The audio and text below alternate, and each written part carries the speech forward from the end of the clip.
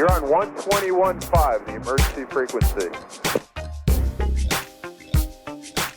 Welcome to the 21.5 Show, a podcast for professional pilots by professional pilots. Join Dylan and Max, both with experience in flight instruction, the airlines, and business aviation, as they talk to a variety of industry experts, share stories, and have a little fun along the way.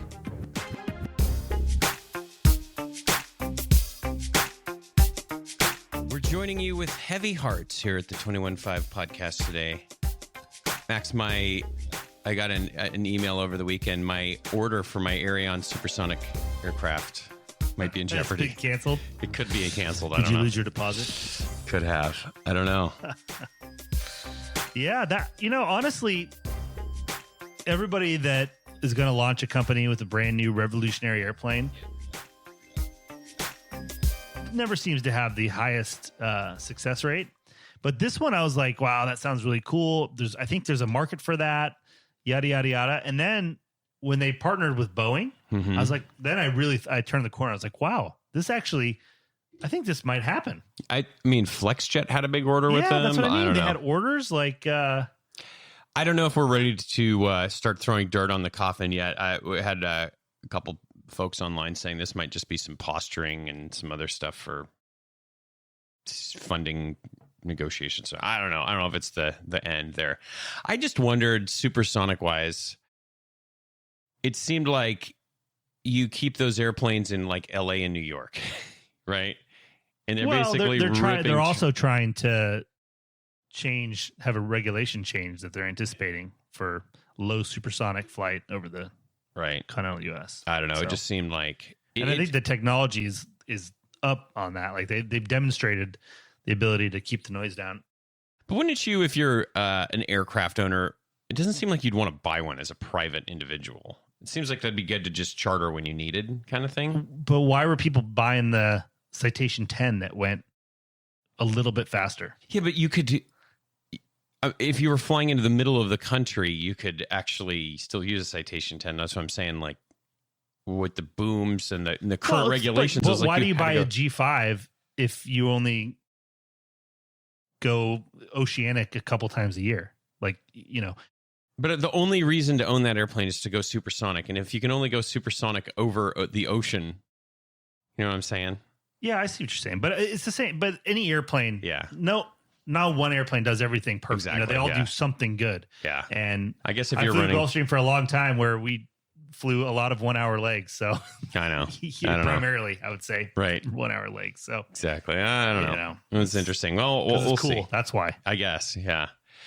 We knew a guy that was like that flew for somebody that had an order in on him one, right? Yeah. I guess if you're going, he was a guy that had figured out the most efficient way to spend money I think I've ever heard. And that's to buy a new large cabin class airplane every 5 years. And then sell it. A 650, a Global 6000. He was going to order one of these Aerions. I was like, That's great. I mean, can't think of a better way to lose millions of dollars consistently to lose that much money. I mean, you couldn't even have a gambling problem that could compete with that. Yeah. Well, it's like we were talking before we pushed the record button. We were talking a lot about the exit on airplanes is the thing that a lot of people don't think about. And boy, you buy a brand new airplane and trying to exit. So listen, if anybody was concerned with the exit strategy, yeah, nobody would buy a new airplane. Yeah. Let's just say that. Right. But also nobody would buy a new car or a new RV or that's what I was just sort of rapidly depreciating asset. I know. Except for right now with used cars. That is an insane market right now. So anyways, something else interesting over the weekend, not directly aviation related, but could be in the future. So I took the kids camping. We went out in the on the lake, kind of in the middle of nowhere. And one of our buddies brought his Starlink. So if you don't know what Starlink is, it's that satellite-based internet system that SpaceX has. And what was really cool, so we were using like broadband internet in the middle of nowhere, like 150 megabytes a second. It was crazy. What was super cool, we were sitting around the fire one night, saw a 50 satellite Starlink train go by out in the sky. That was amazing. I imagine most pilots know what that is. Didn't now. we see that? You and I see that we somewhere saw else it too? Recently, yeah. But we saw like a 5. This was 50. We were just going for minutes. And what was funny is we were like on a busy camping area, and there was different campers all around us, and I don't think I heard a single person say anything or see it, but I just wonder how many people get freaked out seeing that. And I talked to one of our other pilot buddies who was camping with us. He said because they're so low, he said he's seen it, and it basically looks like it's at your altitude. I mean, they're still thousands of feet, but hundreds of thousands of feet up. But he goes, it's almost like you just look out horizontally and you can see these things going by. Yeah, there's got to be some UFO report. Yeah. Well, I had a girl at my gym goes, Max, maybe you'll know. I saw this like big lineup of dots in the sky. And I'm like, and I didn't even know what it was at the time. It was very early on. Yeah. So super cool technology, still kind of in the early stages. But anyways, where it ties into aviation is it's $100 a month for unlimited. They're already testing it on Department of Defense aircraft. Yeah. And they've said it's coming for. It's not mobile. It's not really mobile. The only reason it worked on that trip is because straight line distance to our buddy's house from where you were camping was not that far, right? Like because it's geographically limited to right now. But that all that technology is coming. My point is that, boy, if I had a business aviation aircraft and I was looking at doing some Wi-Fi stuff, you'd be waiting. I wonder. I think I wait because, man, in 5 years, if that thing comes out, even if they charge you, triple what they're, 10 times, what it is, it's still going to be 10 times cheaper, literally. They usually say in aviation, you add a zero to everything. I mean, even if they charge you $1,000 a month, it's going to be insane. So, wow. I mean, because I know how much KA internet is. Oh. For I think is it KA or KU? I can't remember. The new one that's over. Yeah, that's like 25. Like I think it's like $20,000 a month. Guys are paying for that. Insane. So, anyways, there's just some observations on what we saw out there. Getting back to it, we got to thank Mike W for a donation. He was the guy that actually ended up buying our last tumbler. Oh, cool. Yeah. And then I ordered the ones that we talked about on the last one. They're on their way. We've already had a bunch of people reach out that said they want one. So I've already set a few aside. $85. I've got a picture of it and I'll post on the socials so you can see what it looks like. Donate buttons at 215podcast.com on the bottom and we'll get you one $85. So thanks to Mike W for the support. The proceeds from all those tumblers just go to support the show and pay all the Max's appearance fees for every show and our grooming and all of the high costs that it takes for this podcast. Reviews to read. We have none. Man, that's the first time in a long time. It's been a while. Huh? Yeah, that's crazy. So I got a ton of stickers to send out. If you write one, I'll be happy to send you something. So get on there. You just do it on the Apple Podcast Network. Is pretty much the best for us. Appreciate when folks can help support the show. But if you have an Android device, forget it. Don't hesitate. Yeah. All right. Lots in the mailbag, advice, etc. People continue to send us advice questions, so hopefully they're finding value in these. I don't know. The advice is worth exactly what you pay for it. That's what I always tell everybody. So here, you can do the first one. Or not, this is just mail. This isn't advice. All right, this one starts out, longtime listener, first-time caller. He must be is that a Howard Stern thing, or is that every... No, that's like a talk radio first thing. First time, long time? Yeah. All right. Anyway, I enjoy the pod and appreciate what y'all do. I'm a younger pilot right at ATP Men's, and I've been working in aviation for about 2 years now. It's been my lifelong dream, and I'm second-generation pilot, so I am living the dream. However, we got a very close friend that wants to get into aviation. He is making a career shift from an academic track, and is using me for advice and guidance. I'm of the opinion that we will retire in professional aviation. I'm 24. I think we will still be flying, maybe single pilot in 40 years. But what do y'all think? Am I giving my friend bad faith advice? Are we both going to be looking for a second career in 10 years? Thanks in advance, Joe A. Well, thanks for writing in, Joe. That's a $1 million question. It's the $1 million question. Of course, nobody knows. But in 40 years, I can tell you things will be different. Mm-hmm. I don't know that there will be no pilots. I don't know. Seems like we just talked about this on the last episode. I know. Yeah. Will there probably be bigger and bigger single pilot airplanes in 40 years? Yeah. I think that's pretty we could see the trend going. The airplanes keep getting bigger and bigger. So yeah, will there be no pilots? Probably not on most passenger airplanes.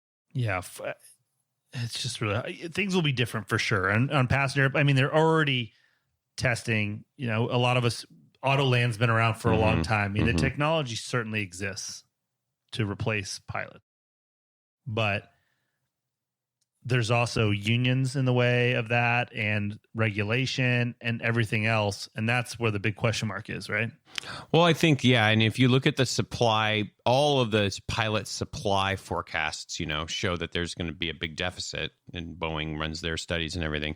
So it seems to make sense that as we go, well, we don't have the pilots, so we need to introduce, these things. Plus, think about the unions. I think it's easy. Think about how much a crew is making on an Airbus 320 right now.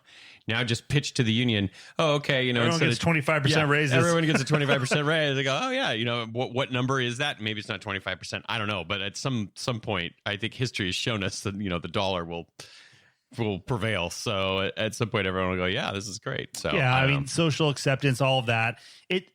What I think that it's going to have a lot to do is we're a lot closer to mass autonomous driving, right? And I think that I feel like the technology for autonomous flight has been around longer to accomplish that, right? So I've always said that once you call an Uber and you get picked up by an automated vehicle, then that acceptance of fully automated stuff will spread. That's what's going to accelerate the vehicles. But whether right now, are you going to make career decisions based on that? I don't think so. Because the problem is, you could say that with a lot of different careers. I think, to get back to this email, for somebody that was wanting to get into aviation, I don't think I'd let that hold me back. No. I think any pilot that's flying will be able to continue. It's not like there's just going to be mass layoffs of, in the future. I think the barrier to entry and all of those things that make it difficult to become qualified is going to be there. And you think about the fleets that are flying. What's the average age of the fleet? The fleet that's a good right now point. is super old. I mean, we're talking about people still buying airplanes that were built in the 70s and 80s, still being relevant airplanes. So that in 40 years, the fleet age will probably be, only 20 years from now. So I guess my point is it'll take a really long time to phase out. Yeah, I wouldn't hesitate. I think what we've said this in the past too, I wouldn't see it as a barrier to entry, but it's smart to consider it. It's smart to consider. And that's what I said too, even with a career choice. Like I think if you're trying to decide between a cargo and a passenger airline, I think you would have to make the assumption that a cargo airline would go automated quicker than a passenger one. And so maybe that's part of your consideration. Who knows? Yep. But I think his point is good. It's probably going to look different. So yeah, you're probably going to have a job, but it might just be you. So if you really love hanging out with Plus, the folks, alternative is having a real job. So yeah, exactly. Go try having a real job for a while, and then we'll see. We'll get to that later in the advice. Okay. Hopefully that was helpful, Joe. Next email. Hey guys, yesterday a friend of mine who is a CFI working on his CFII at my Part 141 school had an issue, and I'd like to hear your thoughts. He was dual paired, 2 students and 1 instructor, and the other student is just about at the end of its instrument training. There were multiple instances of the instructor giving the student incorrect information and refused to admit he was wrong. Mid-flight, the fuel gauges were yellow X'd on a Garmin G1000. The instructor asked the student if they were required equipment, and the student replied yes. The instructor then acted like it wasn't happening and continued with the lesson. When they landed to switch seats, where the CFI student, I student would be flying, he told the instructor he wasn't going to fly because of the malfunction. They called maintenance, who said they were fine to fly, but obviously they were just saying the plane is functional. They probably aren't familiar with the FARs. The student then asked the instructor to call our chief pilot and ask him. He walked away to make the call, and when the students wouldn't be able to hear the conversation. Came back a minute later and said the chief pilot said it was fine to fly. The student was hesitant to believe that, but ultimately got behind the stick and flew home. When they got back, my friend went to talk to the chief directly and found out the instructor omitted a lot of information, and it was absolutely not okay for them to fly. Obviously, okay, this is what the Emailer says, obviously the instructor needs to be fired. The big question is the disciplinary actions that could possibly taken towards my friend as he made the wrong decision as PIC and allowed someone to pressure him into a situation that was ultimately illegal, especially since he is a CFI. Appreciate the input. Love the show. That's from Ryan. So I think we can both agree that it is very common in aviation for people to fly with inoperative equipment that's not necessarily deferred properly and then write it up when they get back to the home base. Yeah. Could we agree to that? I've seen videos on YouTube where that has been the case. I've heard about that. So I think we all know how that game is played sometimes. In this situation, I mean, it's fuel gauges, which is required equipment, right? Mm-hmm. Now, but in airplane, in jets with MELs, I mean, there's provisions to fly without fuel gauges and sticking the tanks and doing the fuel calculations, yada, yada. I don't know if you could defer that at all. It's funny because that's the funny thing. I is the first thing I thought about. I'm like, well, I've flown a jet without a fuel gauge. Yeah, but 91213D doesn't Yeah. give you quite as much Yeah. latitude with everything. So I would have to look at it to see. Obviously, the best thing to do would have been to follow a deferring procedure to make it legal. I don't know if that's possible. Let's assume it's not for the purpose of the discussion, right? So it's one thing to there's a couple different things here. Let's break this down into two things. Let's look at the operation of the aircraft first. Yeah. Let's look at that angle. I mean, what do you mean? Was it safe or what? What you would recommend doing in that situation, just purely from a flying standpoint, because he's also was talking about like getting somebody fired and like the politics, like that's a whole other thing. Yeah, let's set that aside. I mean, if there's not a legal way to do it, and especially if you're a CFI, which means you're instructing somebody, it's usually prudent to set a good example and follow the regs. Yep. I agree. That's pretty much it, right? I mean, and CFIs, we're a couple people that have been doing this for a while, right? I was a different pilot when I was a CFI and when I was a student, for sure. And these guys probably are both relatively inexperienced compared to the professional pilots that are further along in their career. So have we all made bad judgment calls, especially when we were less experienced? Of course. So it's hard to say, oh, this guy should be fired and this and that. I mean, so was it a bad judgment call? Absolutely. It's not only for the instructor who's, you're the PIC, quote unquote, when you're a student, but you're not really the PIC. You know what I mean? I mean, the instructor is the boss. You might be the PIC on paper, but he's the dominant figure. So yeah, I think it was a bad call to do that, and especially when you're shaping the minds of young aviators to set a really poor example like that. So, and then lie about calling the chief pilot and all of this. That's hard to, that's a lot of conjecture in there. He should, so I don't think we can really comment on that because it's hard to know. But I think what a point that we've made before, this is why I think instructing is so important for somebody in their training. These are the kinds of decisions that you have to make that really build your foundation going forward.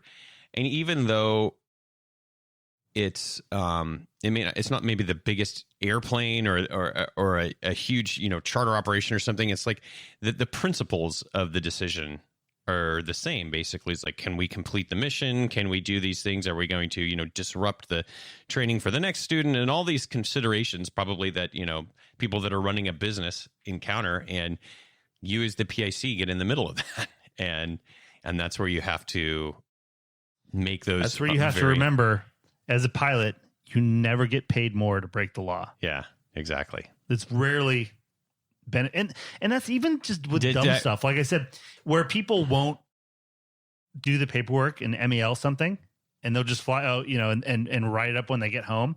I mean, the FAA are not stupid. I know that people at the Scottsdale FSDO, the maintenance inspectors, were coming out, and if they see people where their only discrepancies were in Scottsdale or whatever, they'd be like, look, this is clearly not realistic. Yeah.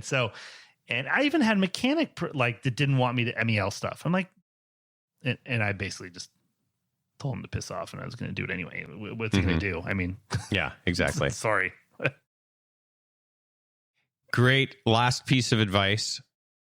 I flew with a captain one time who was like, there was this maintenance ride up and stuff, and everyone's getting all worked up at an outstation.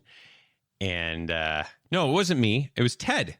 Ted flew with this guy. And everyone was getting all worked up, and ops and everybody, because, it's going to be such a headache to get this thing fixed. And Ted had mentioned, he goes, this captain was so cool and calm, it didn't matter. And then he just looked over at Ted and he goes, never get upset about an argument you've already won. It's like, that was pretty good advice. Like, yep. That's good. Yeah. So it's pretty good. So yeah, stick to your guns. But look, you think about training and you think about, I'm learning how to fly a hold, or I'm learning how to teach a hold. Well, this is a really good training that you maybe don't think about. It's not on the syllabus, Right. So it's valuable. But you know what? That's going to stick with you in your career. It doesn't necessarily matter, what choice that sometimes the choices you didn't make or the decision that didn't happen, you can learn just as much or more from that too. So sure.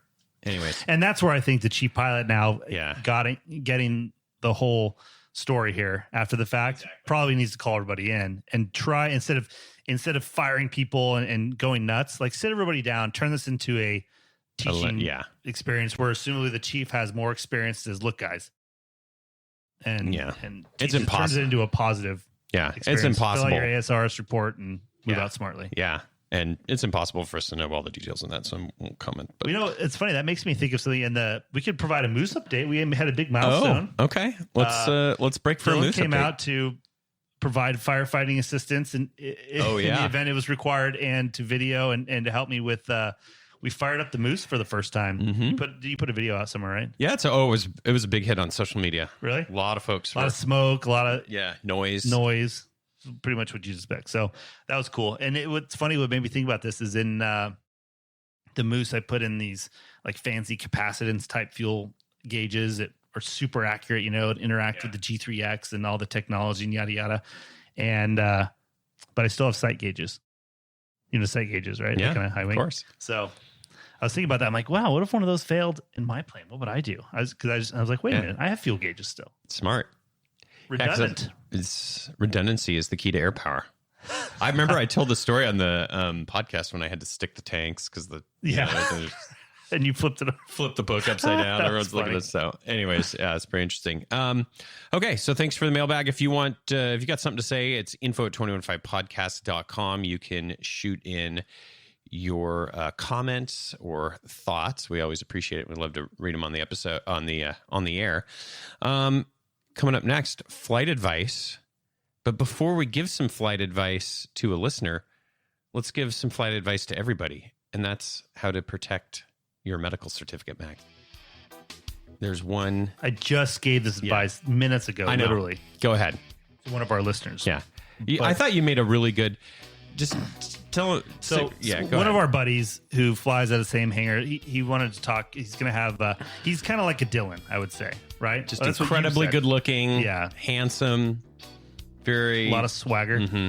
Exactly. No, but it's harder for him to have these uncomfortable conversations. So he wanted to ask me a couple questions. And so we talked, and one of them was how to frame the, asking the principal to subsidize your loss of license insurance and add that to your benefits package. So fortunately, I think he was in kind of good shape to make an easy pitch. I'm like, how old's your co-pilot? And he's flying with a 55-year-old co-pilot. And I said, well, that's perfect. I said, I would leave that conversation off by just saying, hey, what would you do? I don't know, guys. I don't remember the guy's name, but what would you do if Dan went in to get his medical and reported that the FAA deferred it and they're anticipating it's going to be like 6 months before they have a decision on his medical? Like, what would we do in that situation? From an operational standpoint. Yeah, and asking the owner. I'm like, and he'd be like, well, what do you mean? Say, well, would we still pay him while he's waiting, while he can't fly? And then we'd have to pay a contract guy, or would you just fire him right there? Or would you just tell him when he can fly, you'd start paying him? Like, and I'm sure the principal probably never had thought about that. Yeah, why would they? Probably aren't even aware of it. And I think that what I said is it's always best if you can show what's in it for the principal when you're trying to pitch these ideas that are going to cost money. And I think he said, it's great for us as pilots to have that insurance to make sure our income remains, but it's kind of an insurance for the owner too, because he's going to have his costs are going to go up instantly without this insurance if he's going to keep the one pilot on. Yeah. Especially if he's a good employee, he's been there a long time, they have a relationship, he's paid for training, he's invested in this guy, and then pay a contract pilot. Or if these guys he goes ultimately on loss of license insurance, then that compensates for the loss of income, so he doesn't have to pay him. So it's kind of insurance also for the principal, which I hadn't really thought about. It's a good point too, and it's also, it's not like there's certainty either when there's a loss of medical. It's not like you go, well, it's deferred, and then you go, but we're going to get it back in 4 months, and everybody knows that. It's always, you're just waiting to see, waiting for a letter. You're waiting. You're always it's a big waiting game. That's the only certainty. Yeah. And so that the loss of license insurance, obviously from our sponsor Harvey Watt, is the best way to add some certainty to a very uncertain and uncomfortable situation. We also talked about how it provides retention, which can provide a cost benefit without having to pay for training and things, and also the advisory service too. I think is a good thing. Sure. That I advise them to pitch to say, listen, the other great thing about this, it allows us to manage this problem a lot more effectively, or if there is a problem, it allows us to manage it a lot more effectively, to have professionals that are, because it really is that consulting. I mean, there is a huge cost that you could potentially be avoided. I think in this whole medical game, if you will, having that resource is like half of the battle. Exactly. Yeah. So anyways, that was our 30-second ad read for Harvey Watt. HarveyWatt.com for more information. All their info's in the show notes as well. Protect yourself, protect your operation, protect your principal, protect your budget. It's a one-stop shop for all the operators out there. That is our flight advice to all the listeners. Now here's flight advice from an emailer. Now, these come in, and you can send these in anonymously, and we actually got a really good one that's quite long. Well, we're going to read it in a different episode, but they were able to submit it anonymously to us via our website. If you go to the main page, 215podcast.com, then scroll down, there's like a flight advice thing. You click this form, you can send it in anonymously, and that's the deal. Okay.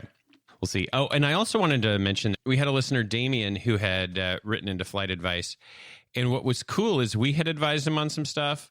And then we had some listeners that had some good perspective, and they emailed us their thoughts, and then we were able to pass them along to him. So it was really cool that he was able to get some advice from multiple people. So if you listen to the flight advice segment and think we're full of BS, or you've got some good perspective to share, feel free to contact us as well, and we can pass it along to the person requesting advice. All right, we're jumping in right now. Our listener writes in, he says, so here's the deal. I'm 44 and I'm fortunate to have a good paying job, $200K a year. It's an office job, started staring at a computer in virtual meetings for most of the day. I recently got my ATP multi on my own. I run my own flight school for the last 7 years during evenings and weekends. And I question sometimes why I stare at the computer screen all day when I could fly for a job. Admittedly, I'm home every evening and same bed. I don't hate the job. I don't like the job. It's just a job. I'm not married and no kids. The question that keeps popping into my mind, fly for a living like an airline. I've listened to the podcast a few times as well. In 9 years, I'll be 53 and can retire with medical benefits from the company I work for until 65, but I only live once. Any thoughts? Thanks a lot. By the way, I'm ordering a Yeti mug, and that's from John. So, John's got a good paying job, not very fulfilling, wants to go into flying, has all of his certificates already, and owns a flight school. Yeah, that's a tough one. And but I think what's interesting, no kids and not married. Oh, well, that is a good point. So I guess it's one of those things I've always said I could not imagine going to a job I hate. That sounds like the worst thing in life. But John doesn't hate his job. Yeah. He doesn't love it, doesn't hate it, pays pretty well. Gets medical benefits in 9 more years.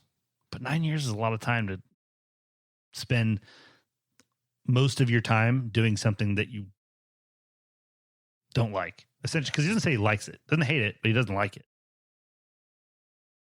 Okay, here's my advice. Let me see what you think. He's a little bit older. Oh, he's 44 now. I don't think I'd go the airline route myself. Too much monotony. And you're kind of back to the office job thing in a way, But getting into it older, like you are, in a more stable financial position, what I would do, and what I think would be more rewarding, is identify some certain types of aircraft that you could become a specialist in, and you could potentially start to fly on the side professionally while you're still doing your job. Like, let's just pick I don't know, like a TBM or something like that. And maybe you go that route and you specialize in these smaller turboprops, and maybe you're starting to make some contacts through your flight school that you own, and maybe you do some type of that flying and explore like a completely different avenue. What I think, the more I think about this, he has a good gig, and it sounds like he's in virtual meetings most of the day. Yeah. So I would try and figure out a way to do both. That's what I'm saying. And that's a good way to do it. Mm-hmm. I mean, he could even go to Ameriflight and fly to wherever early in the morning, sit on his virtual meetings all day, and then fly home at night. Right. Kill two birds with one stone. Exactly. So I would get creative. Yeah. I think with the airline, especially if you don't have the time to show up at a major, right, at that stage of your life. Yep. Then that I think that's sound advice to not go that route, because again, to replace that income, it's going to be tough in the near term. The near term. So and if you only got to get to, you don't want to then have a great job, but then your quality of life suffers, and then you're not as happy as you were at home or whatever. So there's a lot more information, obviously, to make this decision that we don't have. But I think if you're creative and you do look hard enough, there's so many in business, in the airlines, it's pretty much the same. There's small differences. Business aviation, the range is huge, right? Or it's just any other sort of aviation besides the airlines. So work to build that niche while you're keeping your current job, that then by the time you hit 53, you can retire. Dude, and how many people do we know that like are flying 100 hours a year and have tons of time? Like if you had another gig where you could even make half of that and still have flying income, you'd be doing pretty good. So I think you should look at it not as black and white, but somewhere in the gray of between both. Yep, exactly. And clearly he's figured out how to do that. He's been running his own flight school for the last 7 years. So at that point, maybe you say, okay, so if you want to do something, then divest the flight school and replace that time with a different, more advanced flying job or whatever. So, and you could slowly build yourself to be in a position where when you do hit 53, you're ready to, start doing some other cool and that may be just getting a type rating in a 500 series Cessna or whatever, and taking contract trips or whatever airplanes are around. Like Dylan, you just be creative and look for something that fits within the time and stuff that you have. And look at you're kind of are with owning that flight school wherever you happen to be located. You can start to see what's happening in your local area and see what the needs are too. Sure. And as things tighten up, the airlines start hiring again. It makes it easier for guys like you that are trying to find something creative, because there's more turnover, provides more opportunity. And maybe the perfect job for you is a guy's leaving to go to the airlines that's 30. Who knows? Yeah. So that's what I would do. Especially, there's so many cool jobs. I think the coolest jobs and the coolest experiences in aviation are flying some of those smaller airplanes, where you're flying for somebody that goes to really unique locations and does really cool trips. And especially if you don't have, a family at home, that really opens the doors for you to be able to do cool stuff. And you know what? You can always, too, once you hit 53, I guarantee you can always go fly for one of those Gulfstream operators down in Van Nuys or something. Go do the round the world trips for 20, 30 days at a time, and they're always hiring. You could always scratch that itch sometime when you want to. So, anyways, thanks for the email, John, and hopefully that was helpful. So yeah, that's it. Okay, last thing here, Max. We got an email from listener Cliff F, and he sent us a link to this Warbird Adventures ruling in the courts. Did you even? Yeah, it was an article in Flying Aopa that he sent. Quite a few articles. Yep.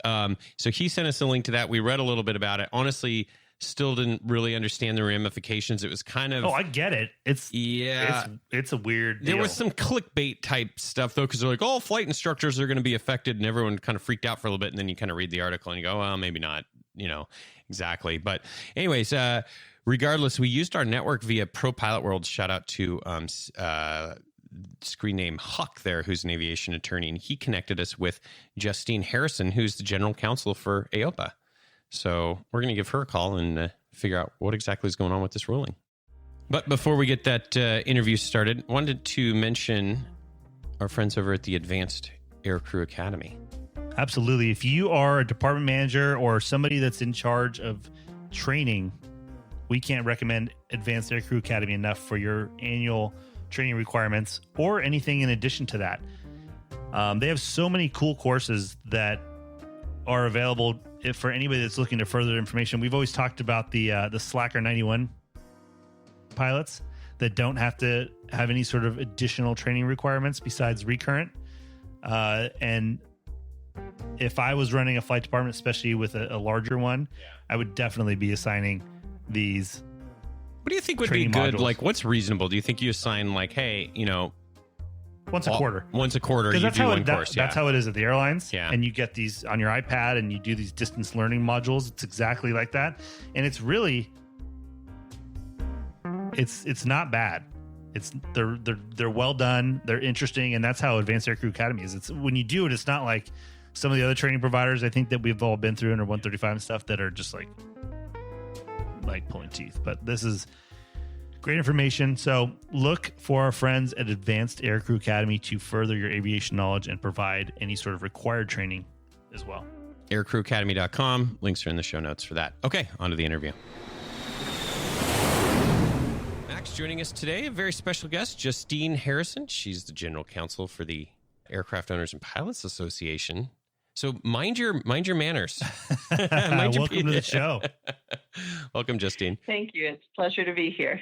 So, Justine, we had a listener write into us. Actually, several listeners sent us articles, one that you actually wrote for Aopa, but regarding this ruling on the Warbird Adventures case. And we're just hoping, we don't know anything about it. We're not legal experts or anything. We're hoping you could kind of break it down, explain it to us, explain what a limited category airplane is, who's affected. Can you just kind of break all this down for us?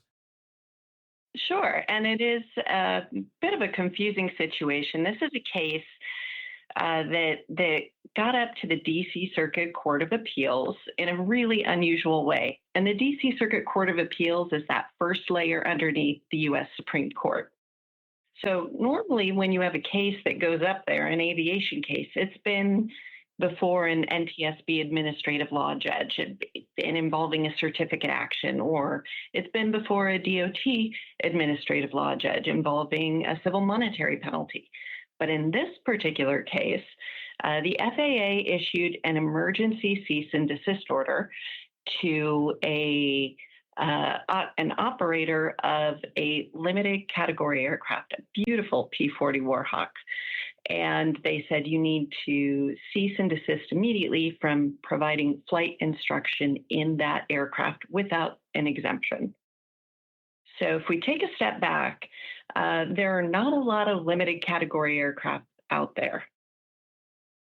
So a limited category aircraft is a category of aircraft that was created after World War II. We had all these surplus military planes coming out, and the FAA needed to come up with a category to fit those that didn't go into the standard category, that weren't standard category aircraft. And to make matters a little more confusing, you can have the same Warbird that's in a standard category, other may be in a limited category, and some may be in an experimental category. But from the FAA's standpoint, what category your aircraft in matters and determines what you can and can't do in it, and with what kind of process you need to be able to do what you want to do. So for the limited category, we're talking about less than 400 planes that are currently on the FAA's registry. And this P-40 Warhawk is one of them. And so the FAA said you need to have an exemption from the regulations to be providing flight training in that. And they started issuing these exemptions back in the late 90s. Now, the operator of this aircraft actually has some reasonable arguments for why he believed an exemption wasn't needed.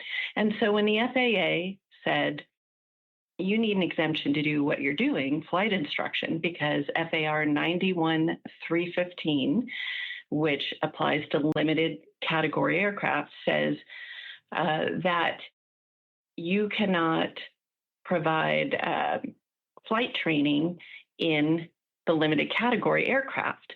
Now you can get an exemption to do that, and we're telling you to get an exemption, but this Warbird operator said, no, I don't think I need an exemption to be able to do this. And so that happened at the FSDO level with an aviation safety inspector.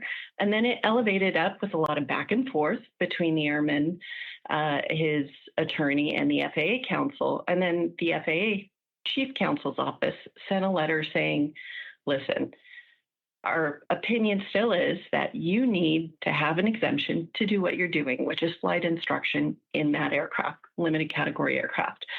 The operator and the CFI continued to provide flight instruction, and they continued to advertise it.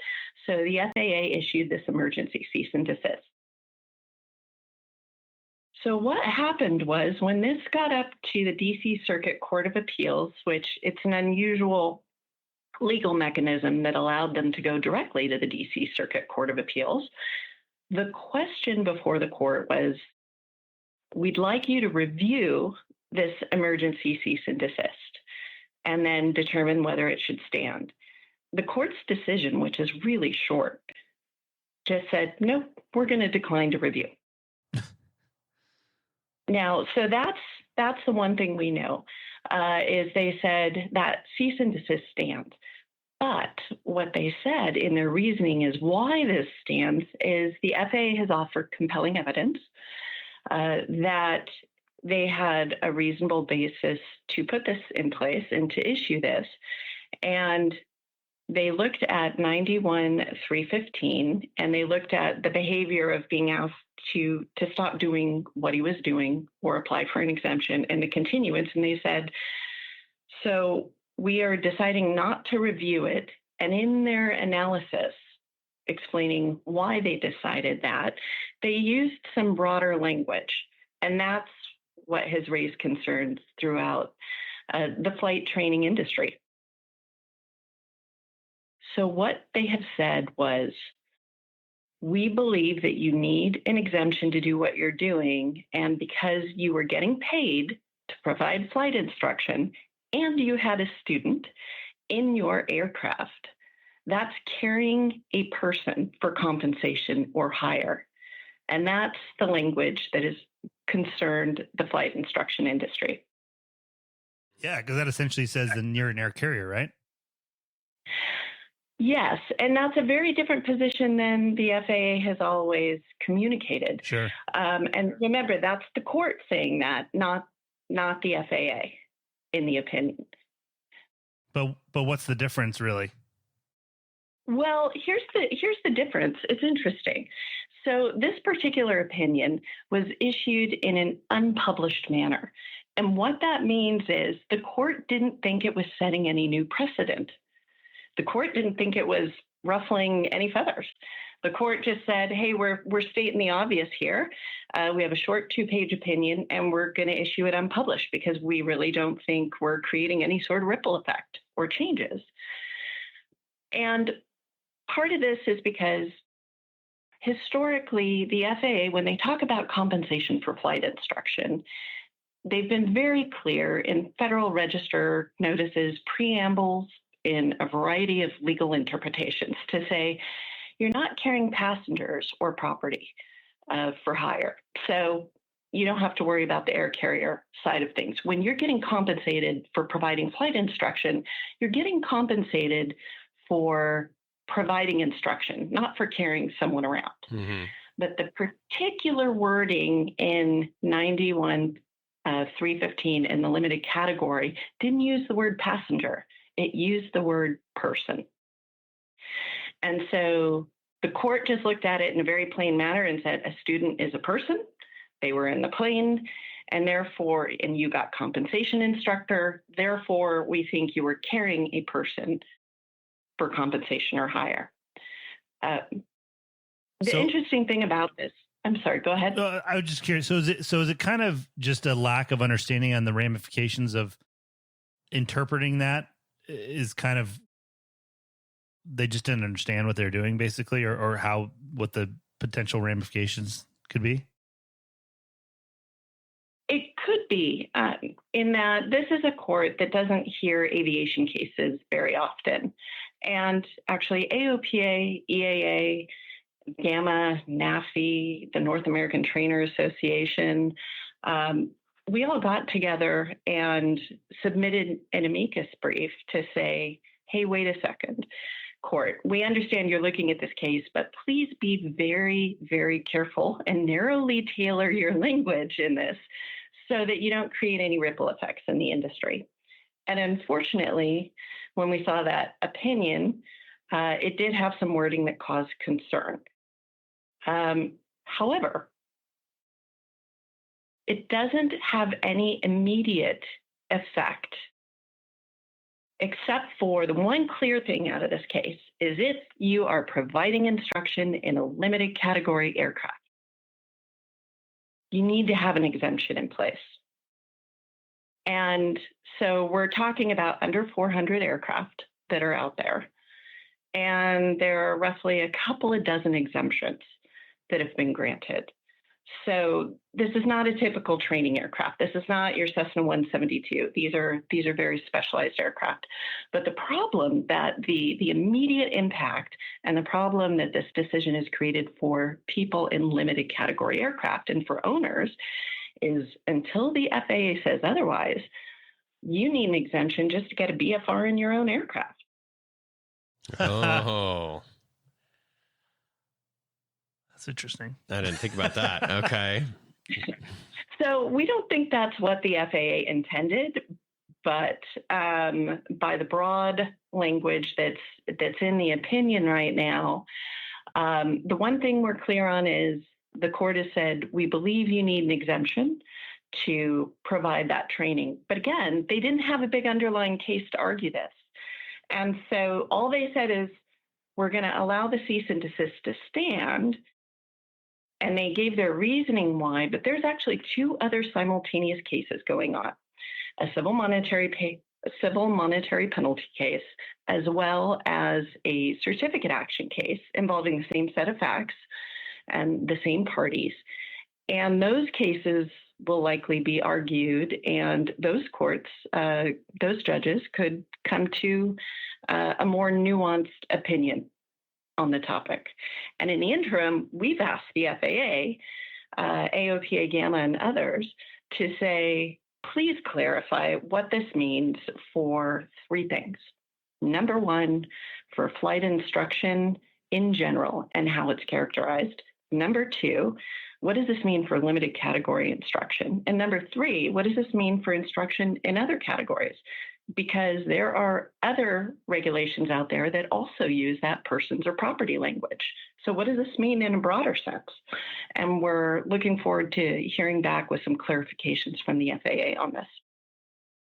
Okay. So what's the mechanism of which you hear back? Is that where the lead counsel sends a letter and then that's made? Because you've seen online a lot of letters they've sent that have kind of become the official like interpretation in the industry of what their thoughts are on, you know, the flight department trap, which we've talked about, or different things like that.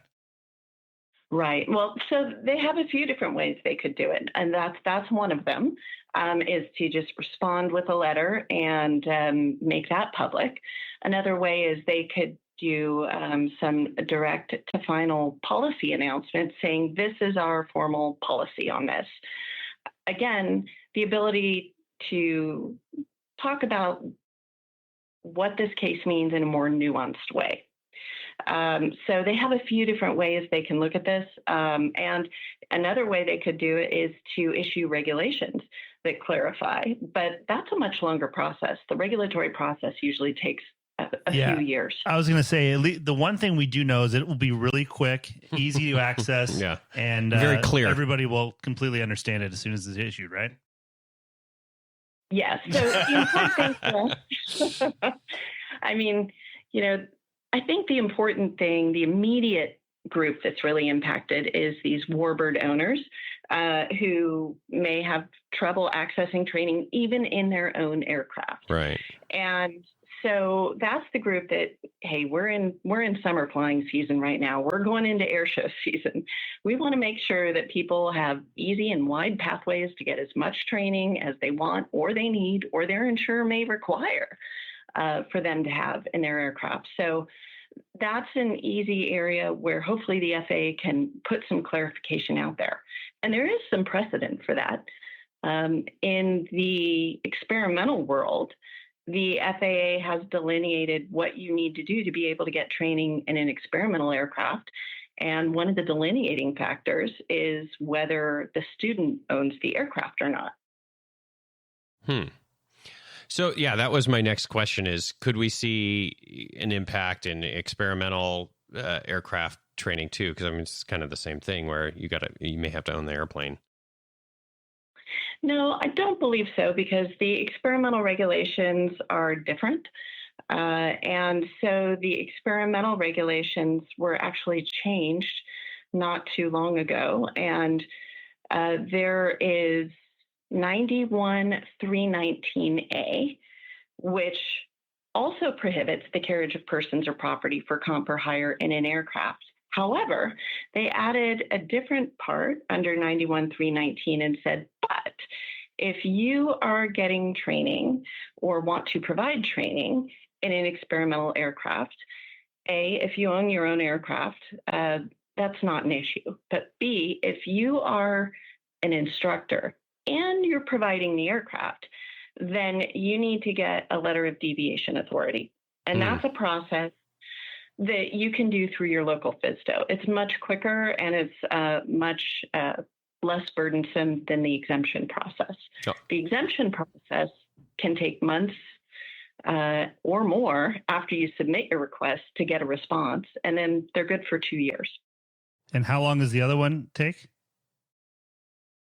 It can be a matter of walking into your FSDO and you're in and out in a matter of days, or if you've done the proper prep work and they don't have questions and you want to provide training in your experimental that you own as an instructor, you can walk in and then out with the LODA in hand.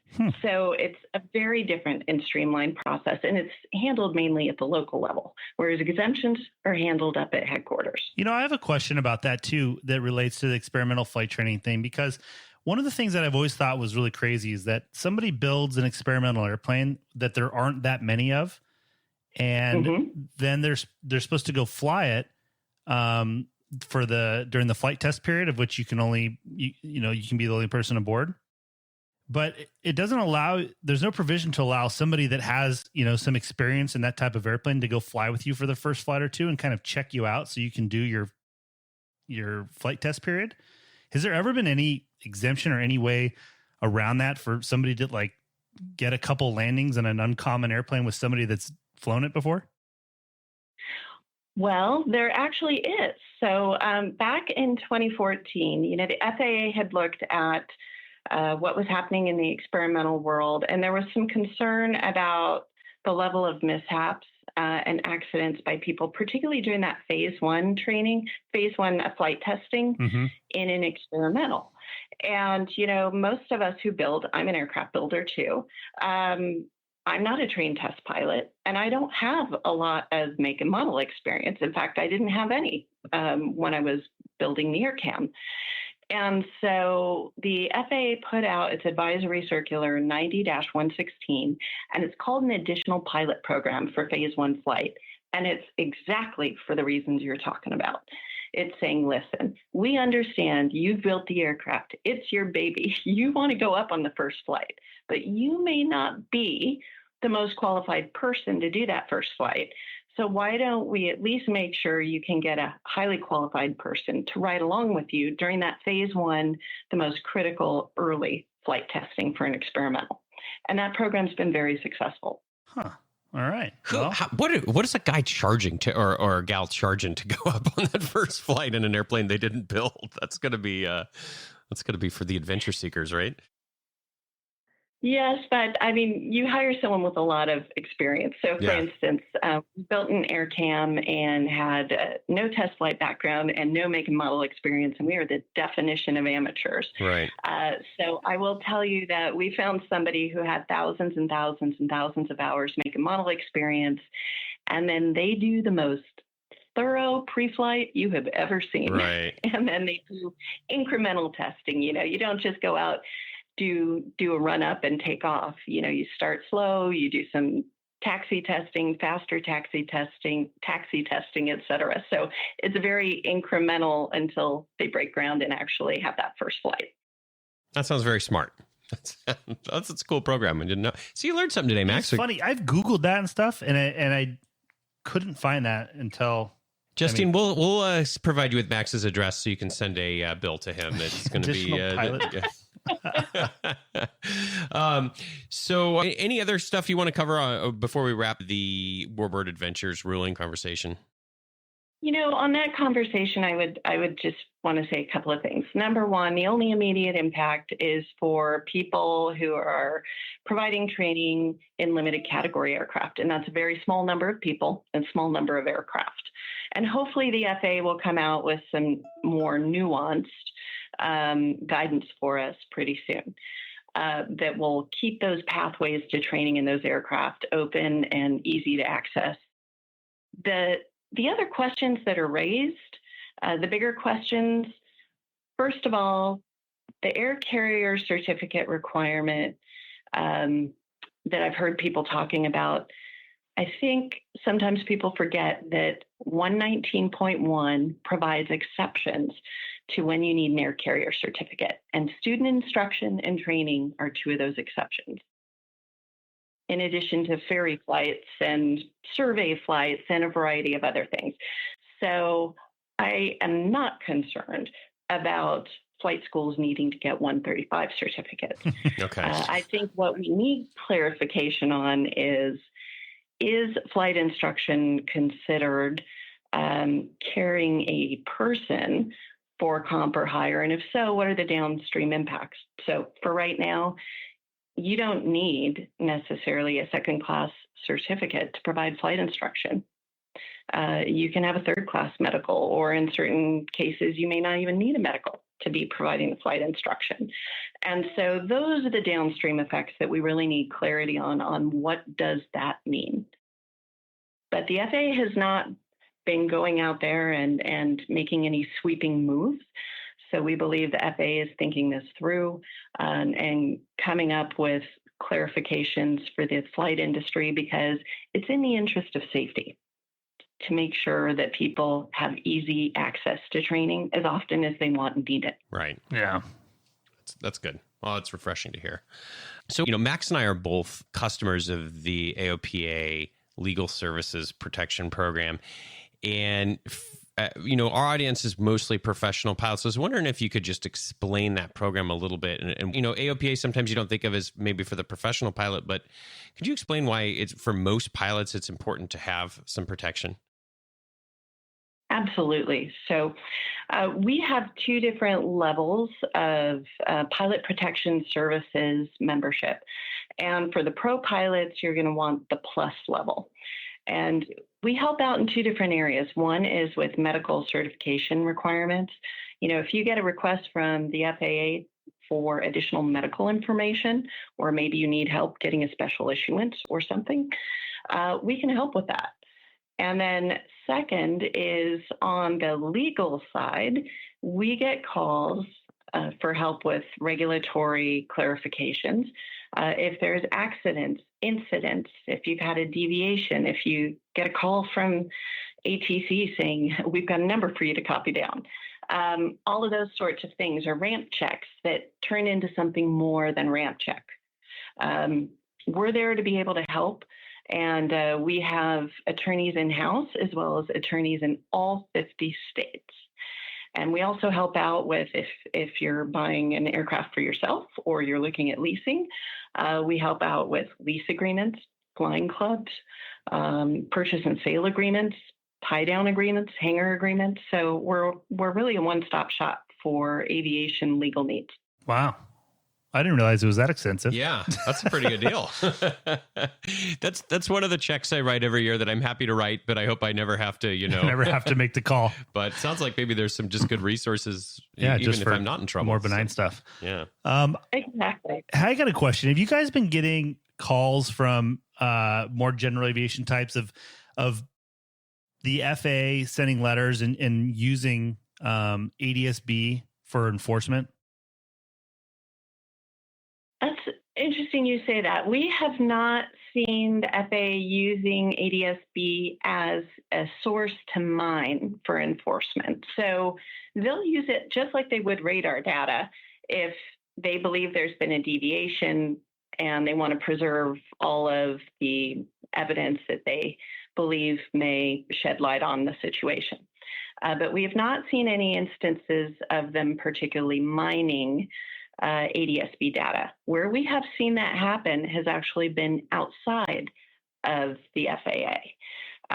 There are a couple of instances we're aware of where third parties have looked and, let's say, they're against aircraft, or they're part of quiet skies groups, or they don't want anyone flying over their property. And they use ADSB data then to reach out to pilots and say, listen, I don't want you over my property, or I think you were flying too low, or they use the data to make a complaint to the FSDO. But I have not seen the FAA itself using ADSB as the basis to create enforcement cases. It's funny because I'm a member of a couple community groups on Facebook, and I've actually seen, the homeowners post screenshots of the ADSB apps and showing the planes doing the training, and there are people are watching. That's definitely the case more than back when we started flying just 20 years ago or whatever. Whenever you can't get away with as much as you used to be able to. That's for sure. No, and I think, there's also been a lot of housing developments put closer and closer to airports. And so people are going to be paying closer attention to what we're doing and how we're doing it.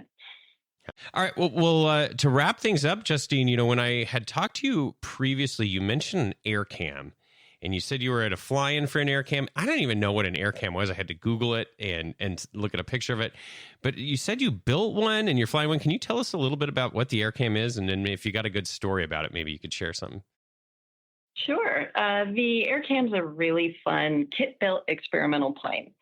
And so it is a twin engine in a pusher configuration using Rotax engines, tail dragger, and it's open cockpit, and it's tandem seating. It's like sitting in a canoe in the air. And in fact, if you're sitting out front, which is where you have to fly it from if you're solo, so it's a really fun plane made for low and slow flying. And so we actually also have a canopy that we can put on it to put it enclosed.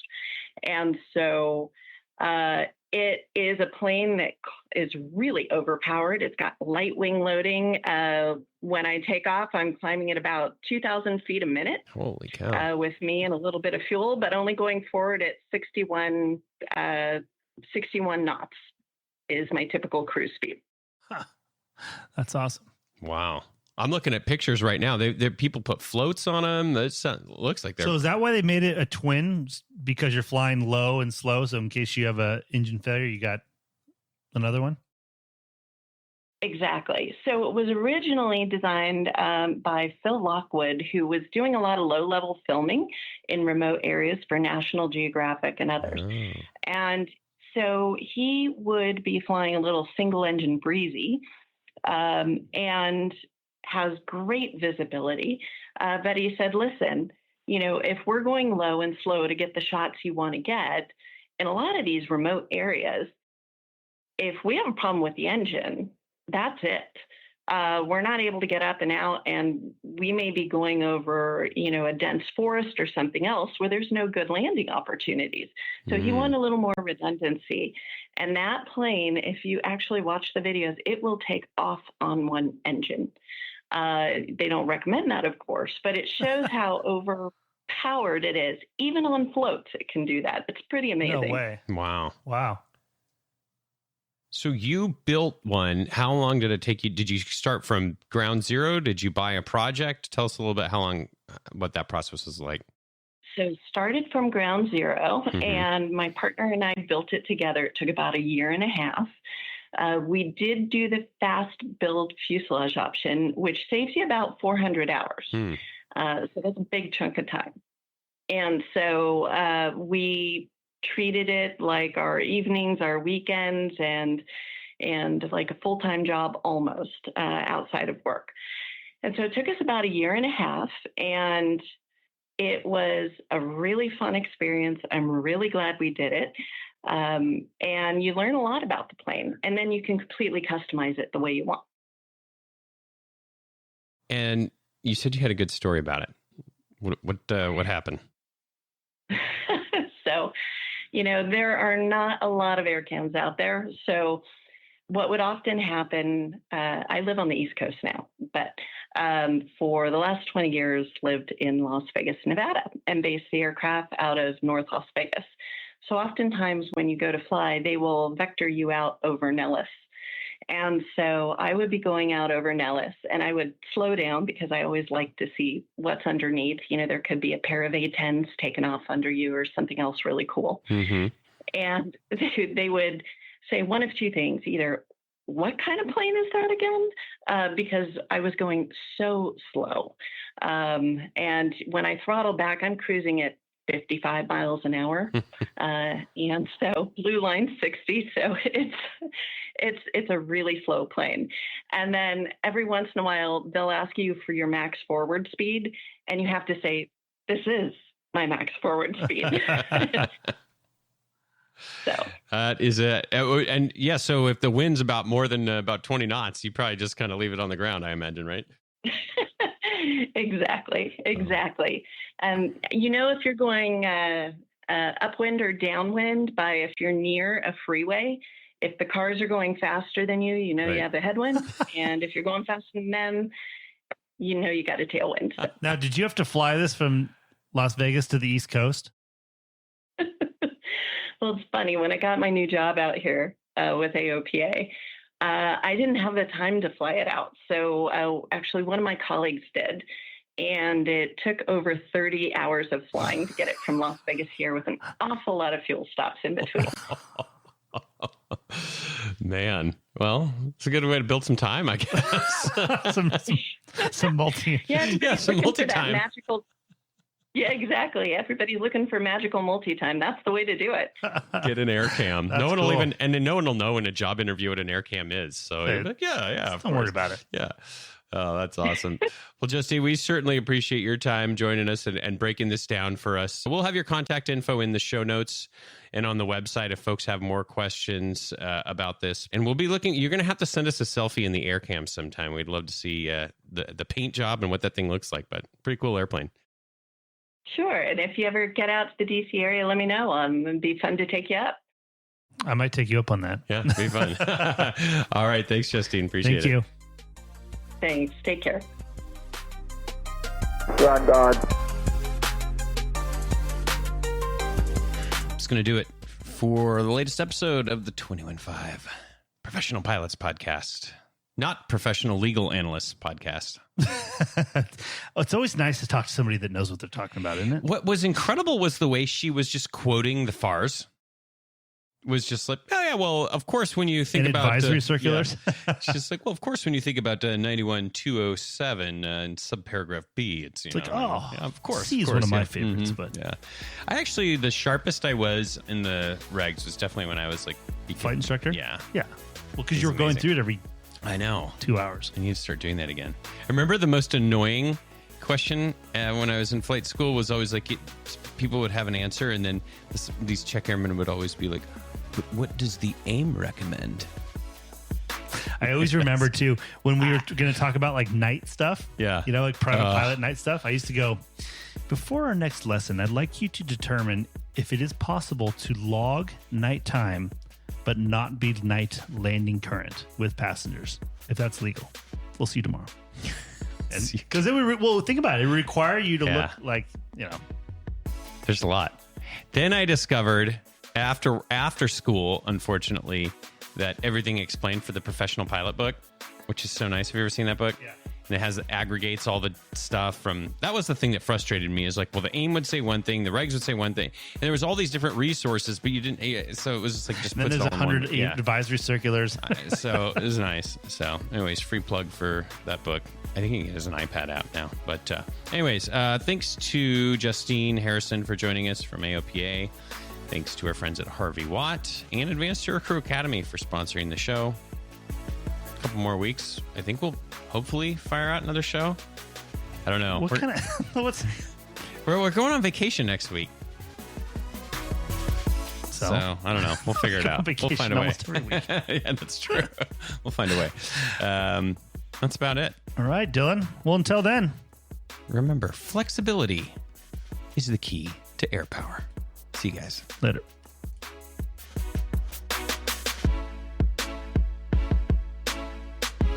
Vanguard.